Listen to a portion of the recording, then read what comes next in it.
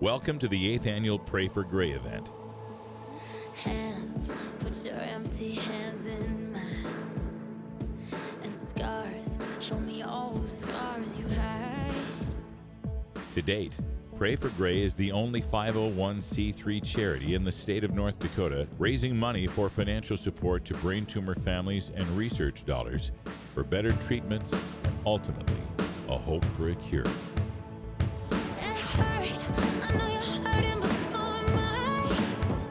Pray for Gray is a not-for-profit independent organization not affiliated with one institution.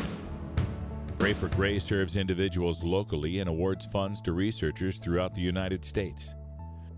One of Pray for Gray's missions is to raise awareness and funds that will significantly and positively impact both the potential outcome and quality of life for brain tumor patients. Over 190,000 people in the United States are diagnosed each year with brain tumors. The cause of brain tumors are difficult to diagnose because their symptoms often mimic other diseases, often causing delaying in diagnosis or misdiagnosis altogether. Brain tumors do not discriminate, strike anyone at any age, gender, or ethnicity. Tonight, Pray for Gray would like to recognize the courage and determination of 4 amazing individuals.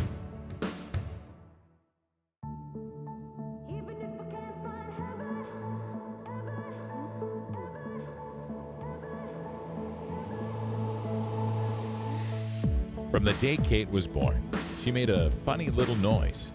In passing others in public, people heard this noise and thought she was laughing. However, if they could have seen Kate's face, it was obvious she wasn't happy. The family ran with the diagnosis of her being a colicky baby they'd been given. Kate never slept a single night or threw a nap. She made that silly sound over 100 times a day, occasionally having uncontrollable episodes where she couldn't stop for many hours on end.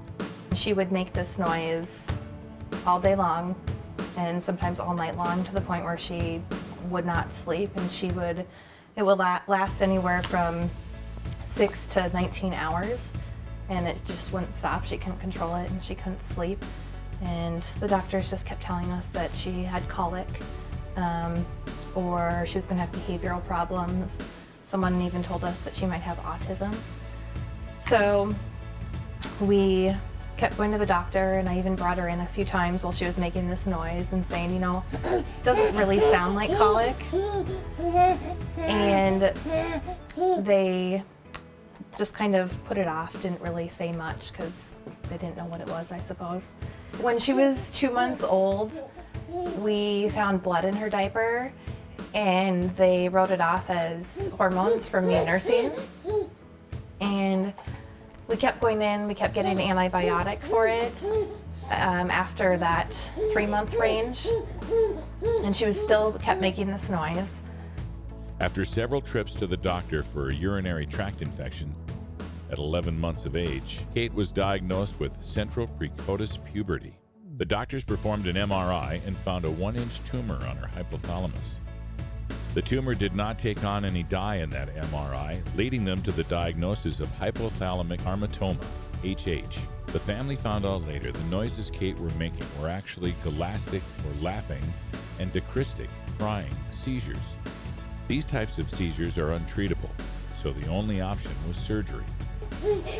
And it wasn't for another several months until they decided that the hypothalamic hamartoma, or HH, was causing gelastic and dacrystic seizures, and she was having over 100 a day.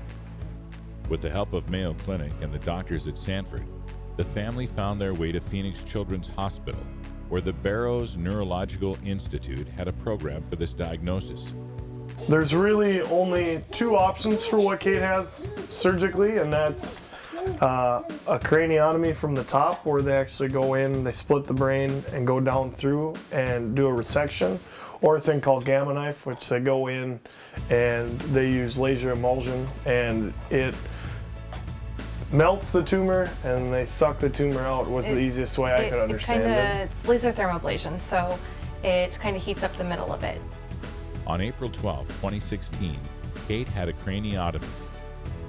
We went to Mayo and discussed with them that we were already planning on going to Phoenix for family vacation, and it just so happened that her neurologist there knew somebody that runs the hypothalamic hamartoma program at Barrows Neurological Facility at Phoenix Children's Hospital.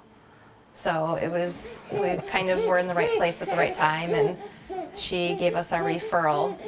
So then we met with Dr. Ruth Bristol, and she came in the room so confident, without an ego, and she said that she, without a doubt, could get it, and she made the bold statement that she could get it all, which I knew that that was unlikely from what we had been prepared for. But that's all I heard. But that's all Kale heard. So he ran with it. Yeah.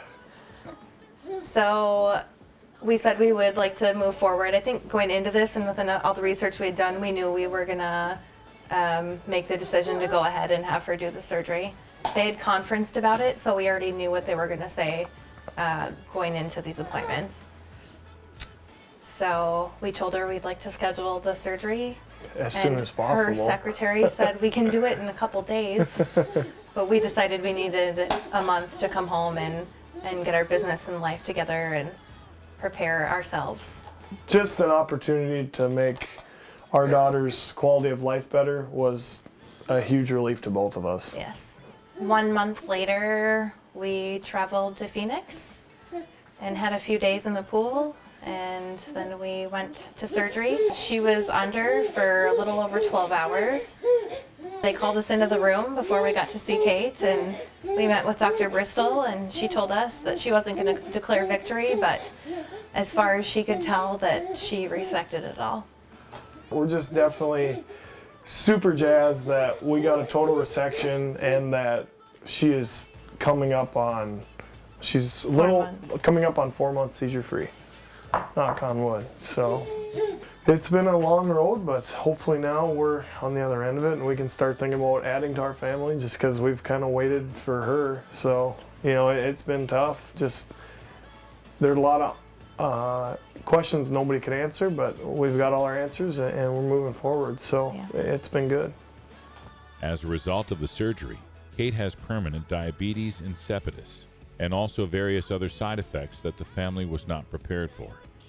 Baby Kate just turned 2 in August and is on the path to recovery and feeling better every day. Kate is getting her sparkle back and starting to develop new skills and even experiencing full nights of sleep. Her parents say she is an incredible gift from God, and they would do it all over again to let Kate have a chance at a quality of life. It takes her a while. She can't really control her emotions right now, so it takes her a while to calm down. If people are excited and smiling at her, she does her happy feet and is uncontrollably excited. There could be some cell matter left there. She could get these seizures again someday, but at this point it was already 100% worth the risk to have that surgery just for her to sleep through one night. Just for her to sleep through one night. It was big. I'm gonna stand by you. Even if I can't find heaven,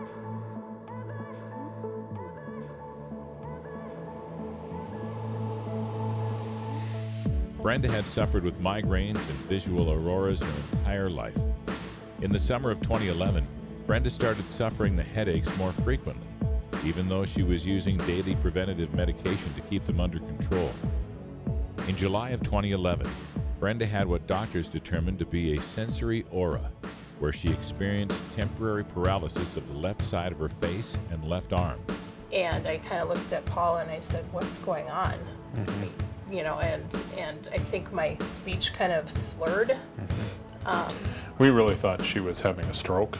You know, it was really stroke symptoms with the face and the left side and everything. So yeah, we went into the emergency room, packed up the kids and went into the emergency room, and they did all the tests and really came back with, you know, nothing that they could see. Yeah. And it only lasted maybe 3 seconds, you know, just a few seconds, and she kind of went back to normal. So. Right. After the ER doctors could not find anything wrong with her, the Fargo neurologist, at the request of Brenda, ordered an MRI of the brain. They called me and they said, "We need you to come in to meet with our neurosurgeon. I said, well, why can't you just tell me over the phone what's going on? They said, well, we saw an abnormality. We need you to come in. Brenda was given the devastating news that she had a brain tumor, which incidentally had nothing to do with the migraine symptoms she'd been experiencing. I think we kind of left that appointment already having made the request to go to Mayo, to say we're going to go to Mayo and we need you to send the stuff down there. So that was kind of in process. Right. After careful consideration, she and her husband decided that the Mayo Clinic would be able to provide the highest quality treatment and recovery option that she would need. On September 30th, 2011, with the aid of intraoperative MRI scanning, Brenda had a successful tumor resection. 5 weeks later, Yeah. I think, is when we went down for the surgery, and I don't know how many MRIs at that point, but quite a few MRIs and more MRIs. So Yep. left the kids back here in Fargo with my mom, and we took off on, must have been a Sunday. I remember as I was leaving my family behind and going into that surgery, I was so terrified. And I think the thing that I was most terrified about is not knowing what I was going to be like coming out. Not knowing, because I had young kids. My kids were were in the 1st and 2nd grade. And, you know, I knew that I would be okay. I knew that I would be okay somehow, but my kids were so young, and not knowing and understanding what mom was going to be like and how it was going to be. And I mean, all they knew is mom had an owie on her head, and I was terrified. And then all of a sudden the doctor, Ian Parney, turned around and started talking to me, and I can't explain it, but just this immediate calm just came, and I was just calm. I think that was the biggest fear for me too, when they took her back and everything.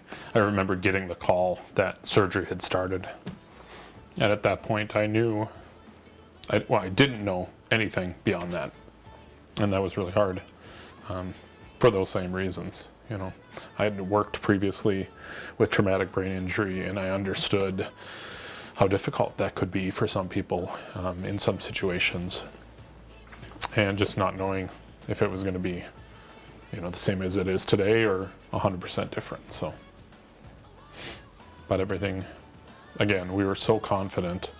We walked out of Mayo after making the decision to have surgery, like, well, that wasn't a big decision to make. You know, I mean, it was such an easy decision because of the medical team down there. So I remember saying to my husband when I went back to work, I said, you know, there's got to be more.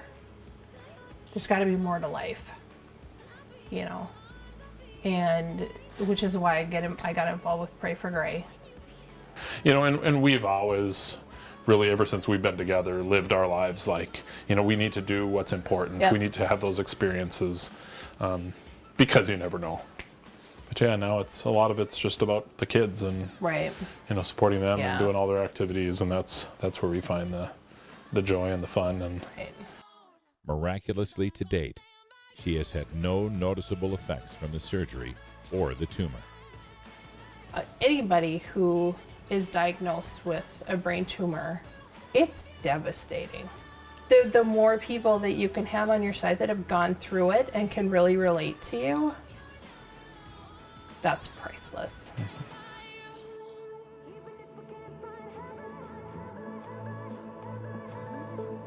I'm gonna stand by you. When I was 7 years old, turning 8, I just started having some weird symptoms, and they took me in and checked me for a blood check. We ended up seeing a doctor in Fargo at St. Luke's, and that's when they found the leukemia. Stuart Keller started having headaches in late November 2015 in which he attributed to stress from a crazy work schedule, possible sinus issues that were discovered by his ENT doctor, or his father being in a coma in the ICU at the time. On January 8, 2016, Stewart had a seizure while standing in line at a checkout counter. One day we were at Walmart and my arm started to shake. He was taken by ambulance to the ER for testing. While waiting for the tests, Stewart had another seizure, which prompted an order of an MRI. The scan revealed a large bump under Stewart's left side of his forehead. Fate plays a part in some of this. If he had not had a second seizure while we were in the ER waiting for them to do some of their tests, they would have sent him home. I knew he had survived cancer, just kind of hoping it was something else. Stewart had brain surgery to biopsy the mass at Sanford 2 days later, which was then sent to the Mayo Clinic for further testing, where it was revealed a grade 4 glioblastoma. Stewart's treatment option from here would not be so easy to determine, as his case was unusual. Stewart had already gone through extensive chemo and radiation as a 7-year-old child to survive childhood leukemia, and now having to possibly re-radiate the brain once again was a concern. He was then told that Fargo would not be able to do this treatment. Well, there was a lot of discussion about whether or not he could have radiation at all. They call it re-radiation, and it's very scary. The doctor at Sanford is a younger radiologist, and he didn't feel like he was able to do that. Like, it's just like, he's like, I don't think I could do that. I would do more harm than good, basically. So we started like, well, we need a second opinion. We're not ready to give up. He's only 42. In searching a second opinion, Stewart and his family were directed to the MD Anderson Hospital in Houston, Texas, where they eventually ended up spending a month for treatments. He and his mom flew down there to do all the tests that they need to do and see what they said about everything. There was a long time for both places to say, we're not sure what we can do. He had so much radiation when he was a child, and it's kind of like when he was a kid. It's new territory. People that have survived things when they were young, and then because of the treatment that they had when they were young, something else comes up. You know, we're both just trying to do our best, you know, to stay cheerful in the face of something that's really scary. You know, when they told us there was that it was terminal, we still kept trying to have hope that somebody would say something different. Stewart today still endures daily headaches and some balance issues. His recent MRI shows that his main tumor is shrinking somewhat, and he now continues to take chemotherapy. I'm hoping that all of the radiation and chemotherapy that we're having him go through buys him a lot more time.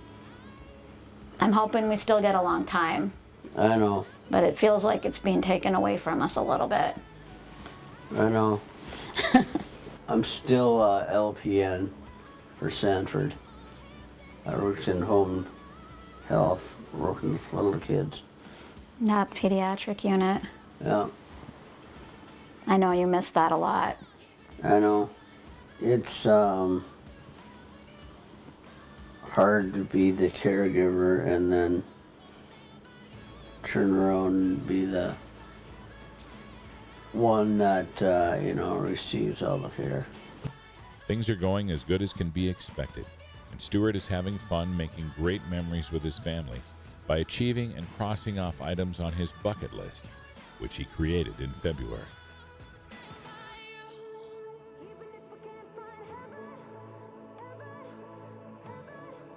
I'm gonna stand by you.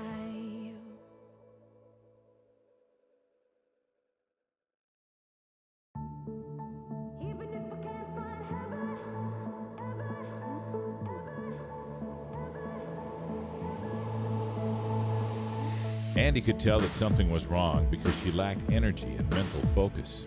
As a busy mom of 4 young children, she ignored the symptoms and chalked them up to being that of symptoms she had with allergies. Andy was at a Shanley football game with her family when she nearly passed out. I felt like I was gonna topple over, and so I said, Mark, I need to go to the emergency room. And right away, friends scooped up my kids, and we went to the emergency room. The doctor did the brain scan and came back in tears. And I was like, that can't be good. I thought this was just allergies, and right away he saw a massive brain tumor. And then once it sank in a little bit, I was obviously emotional because you get that type of news, you're in shock. We had discussed what our options should be because they knew my only option was to remove this tumor that was in my brain. Mark definitely got busy doing a lot of research, figuring out what would be the best option for me. And I initially was just like, you know what, I'm gonna do it just here in Fargo because I wanted to be close to home, and it was such a severe diagnosis, you know, initially, that I just didn't want to leave my family and my kids and my life. A month later, Andy had a brain resection at the Mayo Clinic Rochester, where they were able to remove about 95% of the brain tumor. And then I was back home and able to do all my treatments, my follow-up treatments at Roger Maris. And that was a huge blessing for me because I wanted to be local. I wanted to be close to my kids. This is a battery pack, and then it's connected to a bunch of cords. All the cords go up the back of my shirt, and it stays on all day. My tumor is in the center of my brain. So 95% of the tumor was removed, and this therapy is keeping the tumor moving in my brain, and it's eliminating the rest of the tumor. And I continually take chemo or I take medicine to, you know, kill the rest of the tumor. And yeah, it's a scary feeling when you're going into brain cancer. You don't know if you're gonna wake up the same person. You don't know if you're gonna wake up. And so it's that trusting in the plan that you really have to commit to. And that was, when you commit to it, yeah, I remember sitting in the parking lot bawling because my kids were going to the babysitter, and I had to leave in the car with Mark, leaving my kids, and that was really hard. And you just sit there and pray. I gave it to God. That's what I did.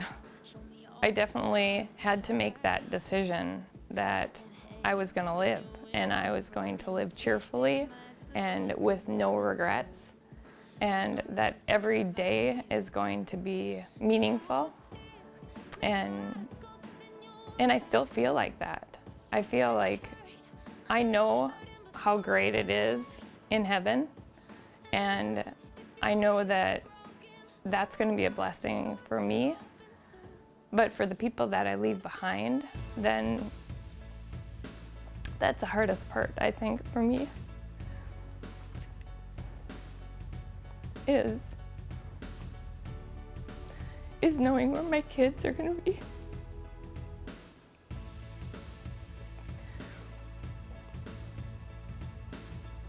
And I pray that this helps them grow up to be more compassionate to others, more